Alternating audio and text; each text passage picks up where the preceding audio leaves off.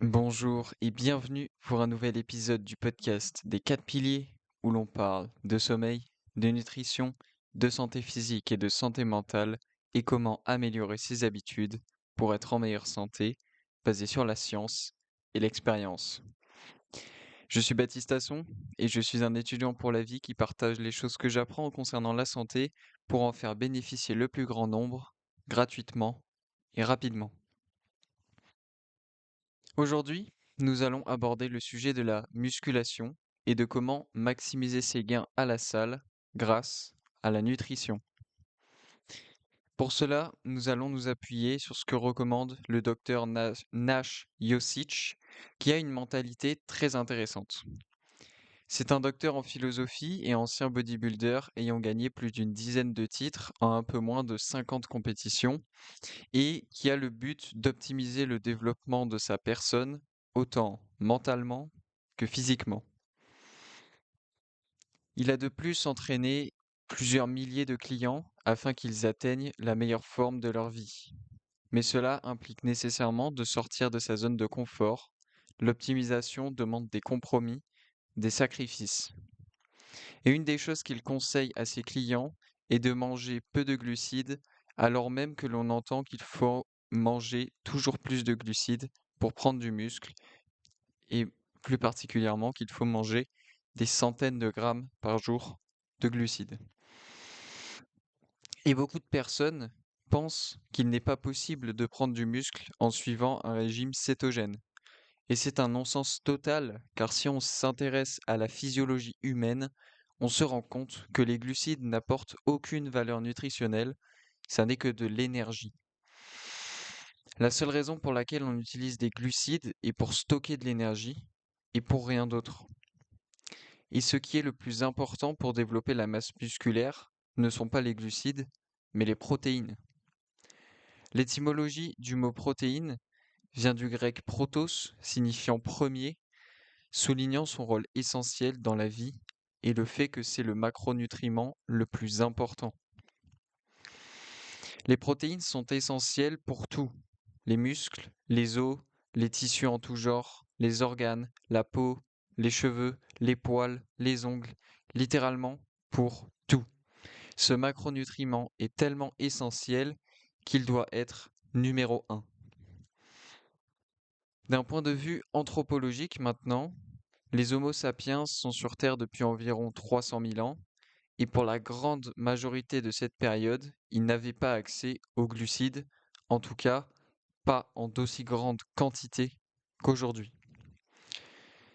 Nous avons donc évolué en fonction de ce qui était à notre disposition, c'est-à-dire majoritairement de la viande, et les glucides étaient presque inexistants dans le régime alimentaire humain pendant cette période. Mais alors, comment les humains ont-ils fait pour survivre et évoluer sans les glucides, si ils sont si essentiels que ça pour nous?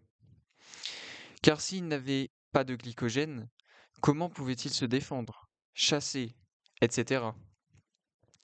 Le corps fabrique du glycogène à partir de protéines, d'acides aminés et de cétones. Cela se fait à travers le processus que l'on appelle la néoglucogénèse, qui se produit dans le foie et où les acides aminés et les cétones sont convertis en glycogène. Mais la chose qu'il faut comprendre est qu'avec la néoglucogénèse, le corps va toujours créer autant de glycogène qu'il a besoin, jamais plus. Et vos réserves de glycogène ne seront jamais remplies à 100% car ça n'est pas nécessaire, par exemple pendant une séance à la salle. Pour en revenir au fait que de plus en plus de personnes mangent 500-600 grammes de glucides par jour, c'est complètement fou. Le corps humain n'est pas capable de stocker cette quantité excessive dans les tissus musculaires. Par conséquent, des composés tels que l'insuline sont nécessaires pour conduire cette énorme quantité de glucides dans les muscles.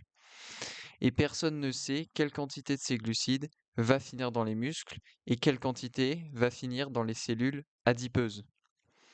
Et il est fort probable que les glucides soient les principaux coupables de toutes les maladies chroniques que les humains expérimentent depuis la découverte de l'agriculture. Et les maladies chroniques, ou même le cancer n'existaient pas avant l'introduction de l'agriculture. Il suffit de regarder des squelettes pour constater les dégâts de l'agriculture sur la morphologie humaine. Mâchoire plus petite, moins développée à cause du manque de protéines, dents manquantes, et on constate même de l'obésité. Et tout cela ne vient pas du fait de manger des œufs, du poisson ou de la viande. Cela est dû à la consommation excessive de céréales et par conséquent de glucides. Et donc pour le bodybuilding, et quand je parle de bodybuilding, cela signifie simplement aller à la salle de musculation pour développer un peu ses muscles, pour avoir une masse musculaire suffisante, pas forcément pour faire des compétitions en développant son corps au maximum. Donc pour le bodybuilding, vous n'avez pas besoin d'autant de glucides. Tout simplement parce que vous ne prenez pas du muscle grâce aux glucides, mais grâce aux protéines. Les glucides sont simplement là pour vous donner de l'énergie, et si vous en mangez, il faut que vous n'en mangiez que le strict minimum. Car tout le surplus va être stocké sous forme de graisse, ça va causer l'hyperproduction d'insuline, ce qui va causer des ravages sur votre métabolisme. Et on entend souvent, et j'ai pu moi-même le dire sur le podcast peut-être, que pour gagner du muscle, il faut un surplus calorique. Mais il est vrai que, quand on y pense, si on prend un surplus calorique, ça veut dire que l'on fournit plus de choses à notre corps que nécessaire. Et on peut donc se demander si ce surplus ne va pas être stocké sous forme de graisse qu'il faudra brûler plus tard. Et la réponse, eh bien, c'est clairement oui. De surcroît, une autre chose que l'on entend souvent est l'histoire de compter les calories. Les calories ne sont pas fiables. Une calorie de glucides ne vaut pas une calorie de lipides. Toutes les calories ne se valent pas. Une alimentation à 1600 calories avec 600 grammes de glucides ne vaut pas une alimentation à 1600 calories avec 400 grammes de protéines. Dans le premier cas, vous allez prendre du poids à cause de l'insuline, alors que dans le deuxième cas, vous allez sans doute perdre du poids et en plus, si vous avez besoin de glycogène, vous en produirez juste ce dont vous avez besoin via la néoglucogénèse. Ça n'a pas de sens de compter ses calories. Des légendes du bodybuilding comme Arnold Schwarzenegger, Serge Nubret, Robbie Robinson, Vince Gironda, etc. ne comptaient pas leurs calories. Savaient-ils même ce que c'était? Donc comment ont-ils fait pour développer de tels corps? Comment ont-ils fait pour avoir de tels physiques sans compter leurs calories? Tout simplement en suivant leur instinct. Ils mangeaient beaucoup de protéines et pardon, ils mangeaient beaucoup de protéines et peu ou de manière modérée des graisses. Ils mangeaient occasionnellement des glucides dans l'année, mais quand les choses commençaient à devenir sérieuses avant les grandes compétitions, ils transitionnaient vers le meilleur régime alimentaire possible, les gains musculaires et la perte de poids. Pour les gains musculaires et la perte de poids, ce qui est sans aucun doute un régime riche en protéines, modéré en graisses et pauvre en glucides. Et pendant cet âge d'or du bodybuilding, avec Serge Nubret, Arnold Schwarzenegger, Vince Gironda, tout ce qu'ils mangeaient était des œufs et de la viande. Et ces gars, si vous allez voir des photos, ils étaient énormes.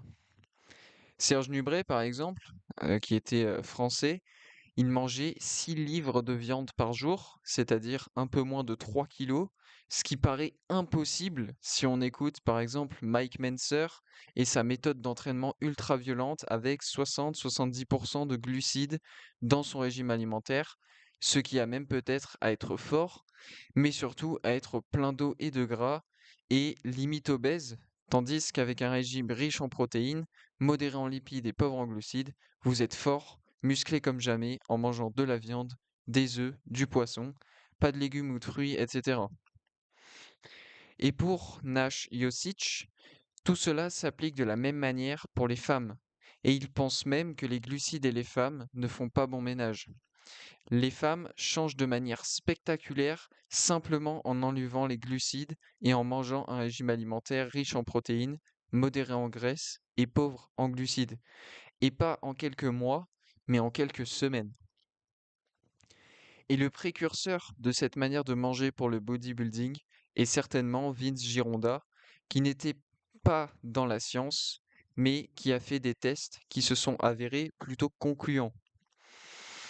Et ce qu'il conseillait à ses clients était de manger 3 repas par jour et toujours la même chose, de la viande et des œufs, et autant que vous voulez.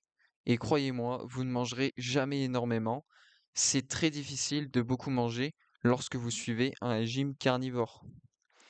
Essayez de manger 1 kilo de viande avec 2 ou 3 œufs en un repas, et vous verrez que ça risque soit d'être compliqué, soit de prendre très longtemps.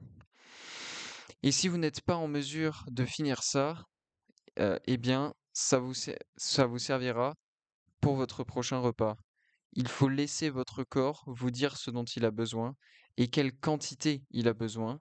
Et en mangeant ainsi 3 fois par jour, les gains devraient se faire assez vite. Et le problème de nos jours est que l'on calcule la nourriture au lieu de la ressentir. Vous devez manger quand vous avez faim. Vous avez besoin d'écouter les hormones comme la gréline qui vous indiquent que vous êtes prêt à manger, que votre système digestif est prêt pour absorber. Mais de nos jours, on se bourre tout le temps et c'est comme ça que l'on développe du gras viscéral qui est extrêmement mauvais pour la santé métabolique. Mais si vous mangez lorsque vous avez faim, vous ne mangerez pas 6, 7 fois par jour. Restez avec des œufs et de la viande et vous mangerez 1, 2 ou 3 fois par jour. Mais permettez à votre corps d'être prêt pour absorber les nutriments, ne le forcez pas. Et nous avons perdu cet instinct dans notre société moderne. Apprenez à avoir faim, à désirer manger les bonnes choses. De quoi avez-vous envie après une séance de musculation? Il faut que la réponse soit de protéines. Mais ne pensez pas à la réponse. Ressentez avec votre corps. Voulez-vous manger une pizza ou un steak après une séance? Et tout commence à être bénéfique lorsque vous réveillez ces instincts primaires en vous.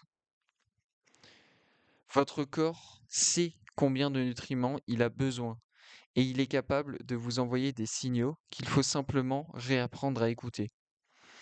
Tous les animaux sur cette planète, qu'ils soient carnivores, herbivores, etc., savent exactement quelle quantité manger instinctivement. Et c'est pareil chez l'être humain. Et on sait maintenant que nous avons des capteurs en quelque sorte dans l'estomac qui sont reliés aux nerfs vagues qui communiquent avec le cerveau pour l'informer en temps réel du nombre de nutriments présents avant même de les avoir absorbés dans votre intestin grêle. Et avec ce mécanisme, votre cerveau va réguler votre prise de nourriture par le goût, et au plus le repas va avancer, au moins ce que vous avez dans l'assiette va être bon en bouche, jusqu'à arriver au point où ça n'est vraiment plus bon. Et lorsque vous atteignez ce point, il ne faut pas se forcer à finir, et j'ai pu faire cette erreur moi-même par le passé, car d'une part, votre corps a déjà tout ce dont il a besoin, et d'autre part, vous allez mettre 2 heures ou plus pour finir votre repas. Mais cela ne va se produire que si vous mangez des éléments de base, c'est-à-dire des protéines et des lipides. Si vous mangez des glucides, tout cela ne va jamais se produire, car l'insuline bloque la leptine.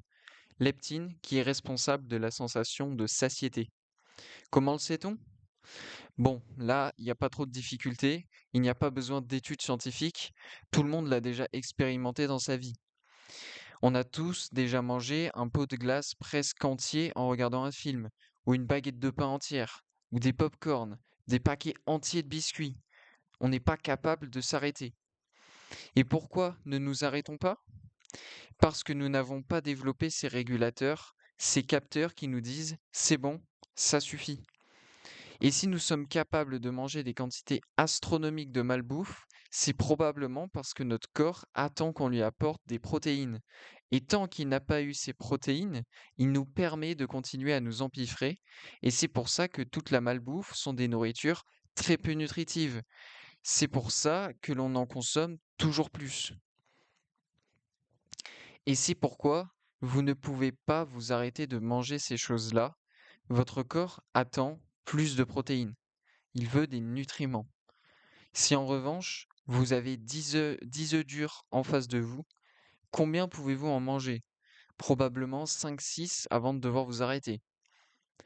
Tout simplement car les œufs contiennent toutes les choses essentielles à la vie. Il y a 6 grammes de protéines et 6 grammes de lipides, mais pas de glucides dans un œuf, car ils ne sont pas essentiels. Il n'existe pas de glucides essentiels comme il peut exister des protéines essentielles, des acides aminés ou des acides gras essentiels. Donc pourquoi manger 500 ou 600 grammes de glucides par jour? Dans quel but faire ça, sachant qu'ils ne sont pas essentiels? Peu importe par quel bout vous prenez la chose, vous avez affaire à un macronutriment non essentiel qui ne sert qu'à être brûlé comme carburant. Il n'a aucune valeur nutritive. C'est pourquoi si vous en mangez, vous devez vous contenter du strict minimum. Et pour des bodybuilders, ce strict minimum, il est entre 100 et 150 grammes par jour, et ce, même pas tous les jours. Et ça, c'est pour des bodybuilders qui ont un bon métabolisme, qui s'entraînent presque tous les jours. Mais pour la majorité des gens, moi y compris, c'est encore moins. 50, 60 grammes peut-être, et peut-être même encore moins. Le fait est que votre corps ne traque pas les calories, il traque les nutriments. Et quand vous avez une tonne de glucides dans votre estomac, même si vous mangez vos 2000 calories, pour votre corps, il n'y a rien. Il n'y a aucun nutriment et c'est pourquoi il va continuer à envoyer des signaux de faim. Votre corps ne se dit pas: «Oh, on est à 1600 calories déjà, bon bah, faudrait ralentir un peu, on va se calmer». Non, il se dit plutôt: «Oh, et ben là, on est actuellement à environ 30 grammes de protéines et de lipides, mais ben, on n'a pas assez de vitamines, donc on doit encore manger». Il raisonne en termes de nutriments, pas en termes de calories. Et puis, manger des glucides va causer des changements hormonaux, car l'augmentation d'insuline va bloquer la lipolyse, vous empêchant de générer plus d'énergie grâce aux lipides. Votre taux de sucre dans le sang va baisser à tel point que vous allez vous sentir léthargique. Vous ne pouvez pas produire de cétone, vous vous sentez un peu mal et vous repartez à la chasse de glucides. Et comme nous l'avons dit plus tôt, l'insuline va aussi bloquer la leptine, l'hormone de la satiété qui ne va plus être en mesure d'atteindre votre cerveau, qui va penser que vous êtes affamé. Et en plus, le taux de sucre dans le sang baisse, donc votre cerveau commence à paniquer et vous dit qu'il faut que vous mangiez absolument dès maintenant. Et il y a des scientifiques de la nutrition qui recréent des saveurs naturelles qui imitent les propriétés de nutriments dont notre cerveau raffole. Et donc, quand ça arrive dans notre estomac, le cerveau se fait avoir, mais comme il n'y a rien en réalité, il va nous dire qu'il faut que l'on mange plus de ce qu'on vient d'ingérer. Ce sont des nourritures qui sont conçues pour être très agréables, appétissantes au goût et addictives, vous amenant à surconsommer et à acheter toujours plus de ces produits. C'est le but recherché par les scientifiques et les entreprises pour lesquelles ils travaillent. Mais même les glucides en général, que ce soit les pâtes, le riz, vont vous amener dans ce cercle vicieux et vous attraper de telle sorte que vous avez du mal à vous arrêter. Et il y a certains bodybuilders qui vont vous dire que s'ils ne mangent pas leurs glucides, ils vont commencer à trembler, etc. Et c'est normal, car ils mangent des glucides à chaque repas. Ils sont en plein dans le cercle vicieux de l'insuline. L'insuline est toujours élevée, le glucagon est toujours faible, donc vous stockez, mais vous ne brûlez jamais. Et par conséquent, vous avez faim toutes les 2 heures. Vous êtes en prison, prisonnier de la nourriture. C'est elle qui vous contrôle et pas l'inverse. Mais vous ne voulez pas être un esclave de la nourriture. Vous ne vivez pas pour manger, vous mangez pour vivre. Vous mangez pour pouvoir être actif et accomplir des choses. Le problème est que la nourriture est devenue une simple marchandise de nos jours. Mais nous devons retourner à ce principe fondamental. Nous mangeons pour vivre, nous ne vivons pas pour manger. La nourriture n'est qu'une nécessité à la vie, pas une finalité. Il faut arrêter de se divertir avec la nourriture. Il faut arrêter de toujours vouloir tester des nouveaux plats. Manger est simplement une nécessité. Nous ne mangeons pas pour prendre du plaisir, mais pour apporter à notre corps les nutriments dont il a besoin. Et il y a des choses bien plus importantes, comme votre santé, votre apparence, votre force, votre forme, etc. Et cette transition vers les 500-600 grammes de glucides par jour pour faire du bodybuilding, elle est arrivée dans les années 90 avec un bodybuilder désormais passé à la postérité nommé Dorian Yates. Lorsqu'on a découvert une hormone qui était relativement inconnue et non utilisée à l'époque, l'insuline. Et cette hormone, elle a permis au bodybuilder d'avoir de gros muscles, en apparence du moins, et ce très rapidement. Mais l'insuline exogène, c'est-à-dire l'insuline provenant de l'extérieur, est un composé dangereux.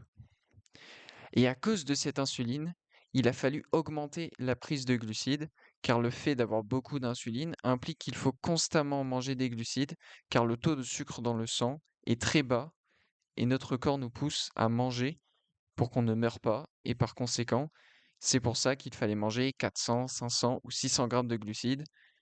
C'est ça qui a changé le jeu. Et c'est à cause de ces piqûres d'insuline que l'on est entré dans l'ère des monstres de masse, les mass monsters, au niveau du bodybuilding, et que tous les autres bodybuilders, ils ont dû suivre derrière, ils ont dû s'aligner avec Yates, comme par exemple Jay Cutler, Ronnie Coleman, Phil Heath, etc. Quand vous regardez les vainqueurs du Mister Olympia avant Dorian Yates, les mecs étaient massifs, mais pas autant que ceux qui ont suivi. Et ils avaient des corps magnifiques. Et la grande différence que l'on peut constater est qu'avant, le point commun de tous les bodybuilders est qu'ils avaient tous une petite taille.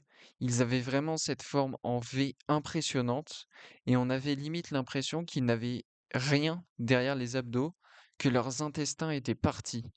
Tandis qu'aujourd'hui, les ventres sont gonflés et ronds. C'est ce qu'on appelle les bubble guts. Et c'est dû au fait que l'insuline et l'hormone de croissance font grossir tous les tissus, donc les muscles, mais aussi les os et les organes. Et donc, les intestins ne peuvent plus être cachés en quelque sorte. Ils prennent trop de place, amenant à ce gros ventre. Et tout ça est dû à l'insuline exogène, aux glucides et à l'hormone de croissance. Et ce qui est complètement stupide, c'est de prendre un surplus calorique avec les glucides et d'avoir besoin de faire 3 heures de cardio par jour pour brûler cette énergie.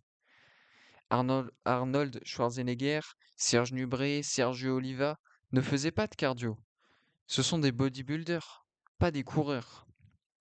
C'est du non-sens de faire autant de cardio. Mais aujourd'hui, ils le font car ils n'ont pas le choix à cause de la quantité astronomique de glucides qu'ils ingèrent. Qu'en est-il du timing des repas? Est-ce mieux de manger des glucides directement après sa séance, avant, pendant, etc.? En manger avant votre séance va certainement vous aider plus psychologiquement que physiquement, juste par une sorte d'effet placebo. Tout simplement car si vous prenez par exemple 50 à 70 grammes de glucides avant votre séance, cela va prendre plusieurs heures avant qu'il n'aille dans vos réserves de glycogène. Ça n'est pas immédiat. Donc le glycogène que vous allez utiliser pendant votre séance aura été stocké dans les muscles sur les dernières 24 heures, provenant de la néoglucogénèse si vous suivez un régime pauvre en glucides, ou de ce que vous avez mangé la veille si vous suivez un régime riche en glucides.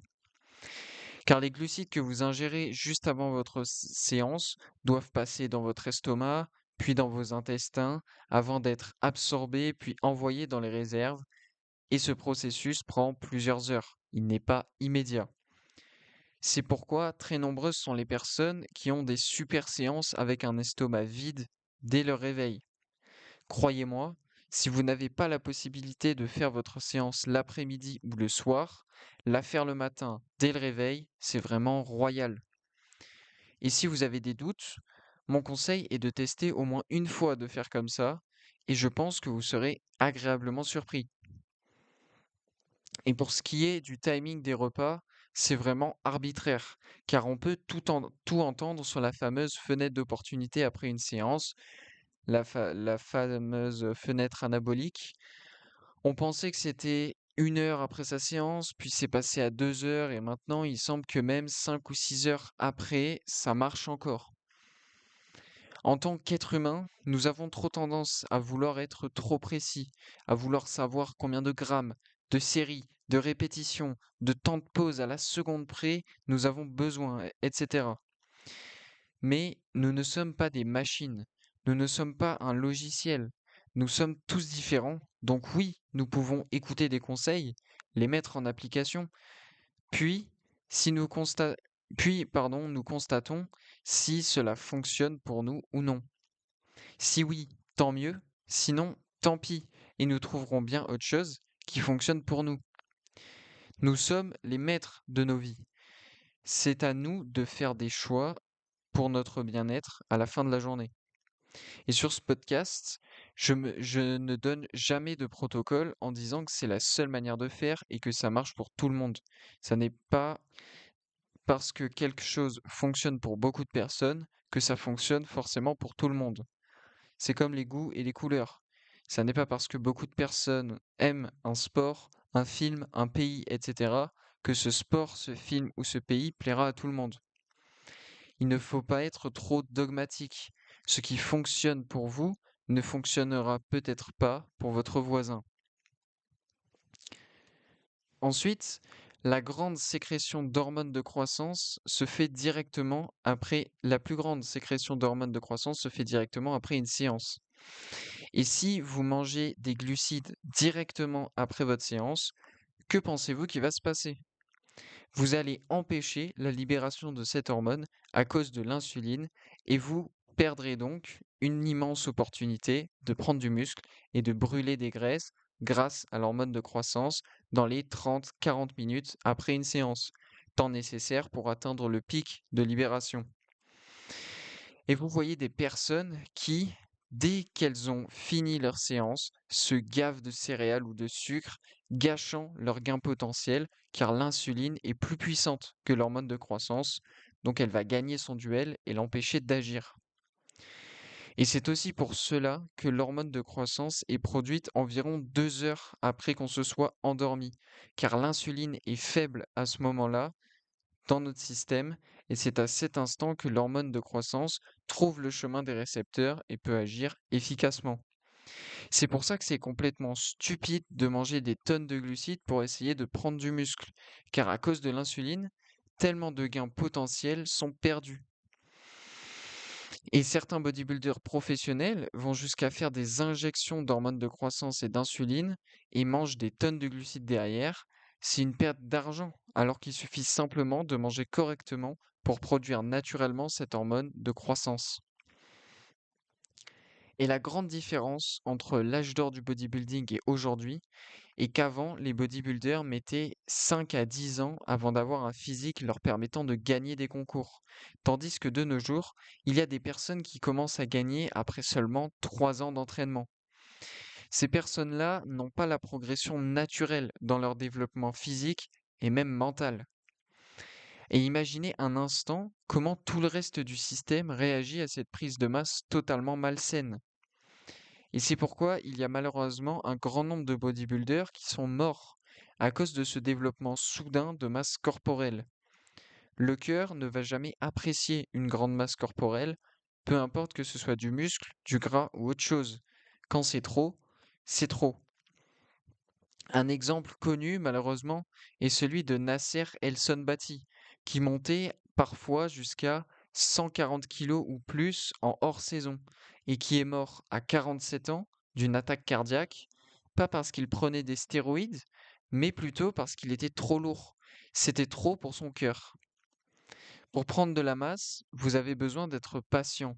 Ça prend du temps, ça doit se faire étape par étape. Donc si vous le faites en 2 3 ans en abusant de stéroïdes, d'hormones de croissance, d'insuline, c'est une voie très dangereuse dans laquelle s'engager. Il faut écouter son instinct pour la nutrition et le bodybuilding, et suivre cet instinct vous permettra de correctement gagner sur le long terme tout en restant en bonne santé. Et oui, il est possible de faire des séances avec 30 séries pour un groupe de muscles sans prendre de stéroïdes et sans prendre de stimulants ou de glucides. Ceci étant dit, si vous ne faites que 8 séries en ce moment, n'essayez pas de passer à 30 d'un seul coup. Allez-y progressivement, passez de 8 à 12, de 12 à 16, de 16 à 20, etc., jusqu'à atteindre les 30 séries. Cela peut prendre plusieurs semaines ou plusieurs mois. Personne n'a dit qu'il fallait que vous fassiez 30 séries par groupe de muscles dès demain. Il n'y a pas de chemin facile, il n'y a pas de formule magique. Je ne vous dirai pas que ce sera facile. Ce sera beau, mais ce sera difficile. Parce que pour n'importe quel accomplissement, c'est la quantité d'efforts que vous avez fourni pour y arriver qui le rend savoureux. Accomplir quelque chose sans aucune difficulté ne vaut rien. Vous devez être heureux de travailler dur pour vous bâtir le physique de vos rêves. Une des choses auxquelles il faut faire attention lorsque vous changez de régime alimentaire, et notamment lorsque vous supprimez les glucides, est de vraiment réapprendre à écouter les signaux de faim. Une des choses communes avec un régime alimentaire carnivore est qu'au début, les signaux de faim sont tellement différents par rapport à avant que vous pouvez vite tomber dans le piège de ne pas assez manger, vous amenant à une perte de poids excessivement rapide. Donc, c'est quelque chose qu'il faut surveiller, en particulier sur les premiers mois, pour être sûr que vous nourrissez suffisamment votre corps. Les signaux de faim vont donc vont changer, donc il faut parfois se forcer à manger alors qu'on ne ressent pas la faim. Mais dès la première bouchée, lorsqu'on se fie au goût, on se rend compte que ce que l'on mange, des œufs ou de la viande, eh bien c'est bon, signifiant que notre corps en avait besoin. Et forcément, plus vous allez prendre de masse, plus vous allez devoir manger pour maintenir et aussi, bien sûr, en étant régulier. La régularité est comme toujours une des clés de la réussite aux côtés du bon régime alimentaire. Et pas seulement la régularité des entraînements à la salle, mais aussi la régularité dans ce que vous mangez, en termes de quantité, de nombre de repas par jour, du timing des repas, du type d'aliments, etc. Et pour les gains musculaires ou le maintien musculaire, un régime alimentaire riche en protéines, modéré en lipides et pauvre en glucides est le mieux. Après, bien sûr, le mieux est d'être en accord avec ses valeurs, sans être trop drastique. Un petit écart une ou deux fois dans l'année ne fait pas trop de mal. Mais suivre ses propres principes ou ses propres valeurs vous permettra de tenir sur le long terme. Il faut être ouvert à de nouvelles découvertes, à de nouvelles expériences. Et ce qui fait la beauté de l'espèce humaine est son intellect quasi illimité. Et il ne faut pas tomber dans le piège de vouloir connaître la vérité et qu'il n'y a qu'une seule vérité scientifique et qu'il n'y a qu'une seule manière de faire. C'est faux. La seule voie est la bonne voie. Par exemple, il n'existe pas de charge légère ou de charge lourde à la salle, tout simplement car c'est purement subjectif. Faire des curls biceps avec 14 kilos par bras peut sembler lourd pour vous mais léger pour une autre personne. Ce qui compte n'est pas de travailler avec une charge faible ou élevée. Ce qui compte, c'est de travailler avec la bonne charge, la charge qui est adaptée à vos besoins, à vos objectifs, à l'exercice que vous voulez faire, à l'adaptation que vous voulez engendrer, etc. Rien n'est gravé dans le marbre. Utilisez ce que vous pouvez lire ou écouter à propos d'un sujet qui vous intéresse et faites l'expérience pour voir si cela fonctionne pour vous. Par exemple, tous les conseils que je peux donner sur le podcast peuvent vous servir de guide pour améliorer votre santé, mais à la fin de la journée, c'est vous qui choisissez. C'est vous qui avez le contrôle sur quoi faire ou non. Donc, pour ce qui est de la nutrition, manger de la viande, du poisson, des œufs est très probablement ce qu'il y a de mieux pour la santé en général. Et puis, manger de temps en temps des produits laitiers peut être fait, ça apporte un peu de variété, à condition bien sûr que vous n'ayez pas de problème avec les produits laitiers, car pas mal de personnes n'y réagissent pas forcément bien. Donc, si c'est votre cas, vous pouvez peut-être en manger, mais seulement occasionnellement pour éviter de dégrader vos performances et votre santé outre mesure. Maintenant, on pourrait se demander comment les pionniers du bodybuilding en sont arrivés à ce régime alimentaire principalement constitué de viande, d'œufs et de poissons.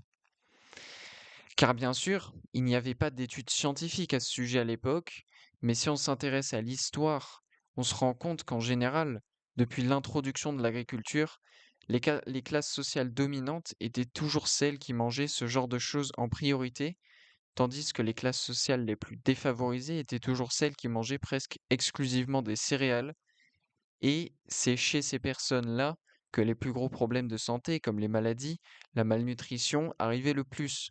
Ça n'est pas un secret. Instinctivement, on sait que la viande nous donne de l'immunité, de la force, de la longévité, de la vitalité, etc. Il est probable que Vince Gironda soit arrivé à ce régime alimentaire par des tests et des erreurs.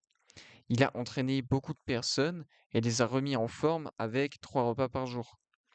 Tout simplement car manger des œufs et de la viande 3 fois par jour, comme on l'a dit, ça n'est pas si facile que ça. Vous n'allez pas beaucoup manger. Si vous regardez le nombre de calories, vous constaterez que ça n'est pas forcément beaucoup.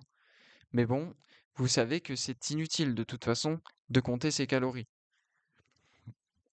Et non seulement en mangeant comme ça, vous allez stimuler le glucagon, une hormone majeure pour la combustion des graisses, mais en plus, vous allez supprimer l'insuline, qui est l'hormone de stockage des graisses par excellence.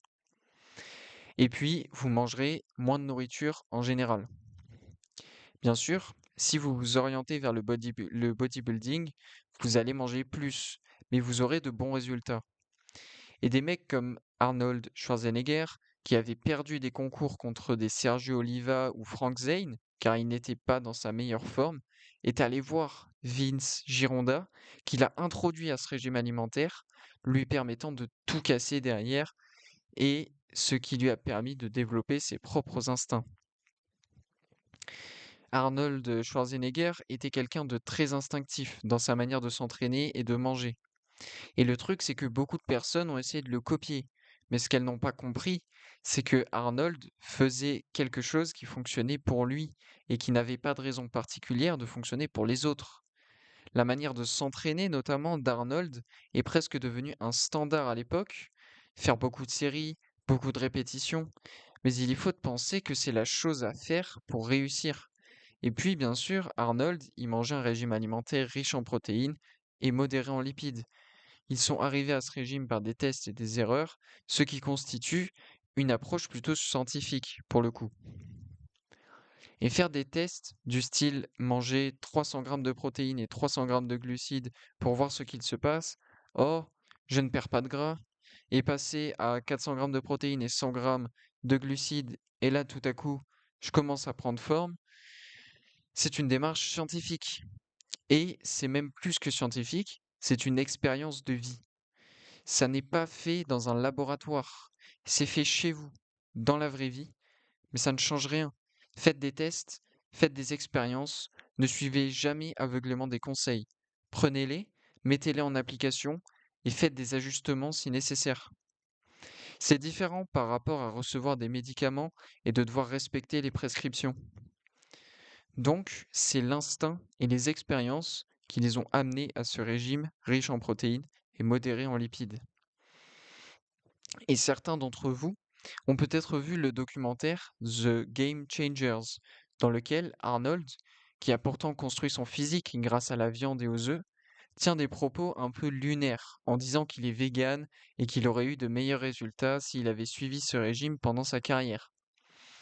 Ce documentaire, il a pour but de montrer qu'un régime vegan ou végétarien est ce qu'il y a de mieux pour les performances athlétiques. Mais ce qui n'est pas dit est qu'il y a un certain nombre d'athlètes qui ont abandonné le projet en cours de route car ça ne fonctionnait absolument pas pour eux. Tout ça n'est pas pour dire qu'il ne faut pas suivre ces régimes. En effet, vous pouvez très bien vous en sortir en étant végétarien et en mangeant beaucoup d'œufs, du fromage et en prenant des suppléments de protéines animales.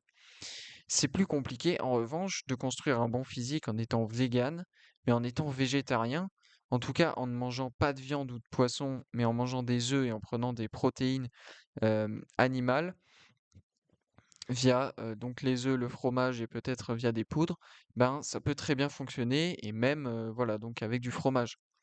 Pour ce qui est du régime vegan, là ça se complique fortement car la physiologie humaine n'est pas faite pour se nourrir exclusivement de plantes. Pourquoi d'après vous avons-nous autant d'acide dans notre estomac? C'est pour digérer des protéines animales. Donc votre corps vous indique la chose la plus importante dont il a besoin. Donc, si vous voulez suivre ce régime, bonne chance. Mais sachez que ça n'est clairement pas le régime le plus adapté à notre espèce. Sinon, il n'y aurait pas près de 80% des véganes qui quittent ce régime et remangent de la viande ou du poisson, la plupart du temps pour des raisons de santé. Pour en revenir à l'utilité d'un régime alimentaire riche en protéines, modéré en lipides et pauvre en glucides, on sait que à partir de 35-40 ans, les hommes, ils ont plus facilement tendance à prendre du gras et c'est dû notamment à une sensibilité à l'insuline diminuée ou à une augmentation de la résistance à l'insuline. Et la meilleure manière de diminuer la résistance à l'insuline par l'alimentation est de diminuer la quantité de glucides et d'augmenter la quantité de protéines. Et cette combinaison de musculation et d'un régime riche en protéines et modéré en graisse est la réponse dorée pour la santé, la longévité et pour la croissance musculaire. Et certaines personnes s'en sortent assez bien avec des glucides, mais pour la grande majorité, une diminution des glucides et une augmentation des protéines et des lipides apportent des changements en quelques semaines. Et bien sûr, votre énergie a tendance à augmenter, car car une fois que vous commencez à vous appuyer sur les graisses corporelles pour vous fournir de l'énergie, vous avez une source d'énergie illimitée. Tandis que si vous vous appuyez sur les glucides, vous aurez toujours besoin de vous réapprovisionner. Et vous pouvez voir des bodybuilders prendre des glucides avant, pendant et après leur séance en espérant que cela va les aider à construire plus de muscles. Ils sont constamment en train de shooter leur insuline, gâchant une bonne partie de leur gain potentiel. Et ils sont tellement assis addicts aux glucides qu'ils n'arrivent pas à s'en passer. Sauf que leurs réserves d'énergie sont limitées avec les glucides, tandis que quand vous êtes adapté aux graisses et que vous brûlez des lipides, vous avez des stocks d'énergie presque infinis. Et la grande majorité des athlètes, amateurs ou professionnels, qui transitionnent vers un régime alimentaire riche en protéines et riche ou modéré en lipides, répondent bien mieux, ont de meilleurs résultats qu'avec des glucides. Le seul problème de ce régime alimentaire est que beaucoup de personnes ne mangent pas assez de protéines. Beaucoup de personnes enlèvent les glucides mais continuent de ne manger que 100 grammes de protéines par jour. C'est pourquoi il peut être intéressant, du moins au début, pour se faire une idée, d'utiliser une application qui traque vos macros. Comme ça, vous savez à peu près combien de grammes de protéines et de lipides vous consommez par jour, vous permettant de vous assurer que vous en fournissez suffisamment à votre organisme. Vous ne vous en sortirez pas avec 100 ou 150 grammes de protéines par jour. Par repas, peut-être, si vous en prenez 3, mais pas par jour. Et quand vous suivez un régime cétogène, et en particulier un régime carnivore, vous n'avez jamais le problème du mur. Vous n'avez jamais de mur à devoir franchir lorsque vous faites un effort. Vous êtes déjà dans un état qui est celui d'après le mur, comme si vous commenciez après avoir déjà franchi le mur. Et il y a une étude qui a été faite comprenant deux groupes de coureurs d'ultramarathon, un groupe qui suivait un régime alimentaire riche en glucides et un autre qui suivait un régime pauvre en glucides. Et bien sûr, il y a eu une phase d'adaptation de l'ordre de 3 mois pour les membres du second groupe, car le métabolisme, il ne s'adapte pas du jour au lendemain. Et au bout de ces 3 mois, les participants ont fait une course de 100 miles, soit 161 km environ, un sprint de 6 secondes et un test de powerlifting, et tous étaient des athlètes professionnels. Et le groupe cétogène, mangeant beaucoup de protéines et de graisses, a battu le groupe mangeant des glucides sur les 3 épreuves. Donc, sur la course de 100 miles, sur le sprint de 6 secondes, sur le test de powerlifting. Donc, en termes de performance athlétique, vous n'avez en aucun cas besoin des glucides. Peut-être que pour le bodybuilding, avoir des glucides de temps en temps peut peut-être aider. Mais pour ce qui est des performances, dans tous les autres sports, il n'y a pas vraiment de bénéfice. Et il y a d'autres études qui ont comparé encore une fois des coureurs d'ultramarathon et qui ont procédé à des biopsies musculaires avant une course de 3 heures, juste après, puis 3 heures après la course. Et il n'y avait aucune différence entre les deux groupes, prouvant que le corps est capable de produire son propre glycogène via la néoglucogénèse quand vous êtes adapté aux graisses, et qu'il n'y a au final aucune raison de prendre des glucides pour ce genre d'effort. Et pour finir, le plus gros problème, c'est que la plupart des gens préfèrent rester dans leur zone de confort, préfèrent sacrifier leur santé pour prendre du plaisir. Et on en revient à la question, mangez-vous pour vivre ou vivez-vous pour manger? Merci pour votre écoute. J'en ai terminé sur cet épisode sur comment optimiser ses gains grâce à la nutrition. J'espère que cet épisode vous a plu, j'espère qu'il vous a été utile.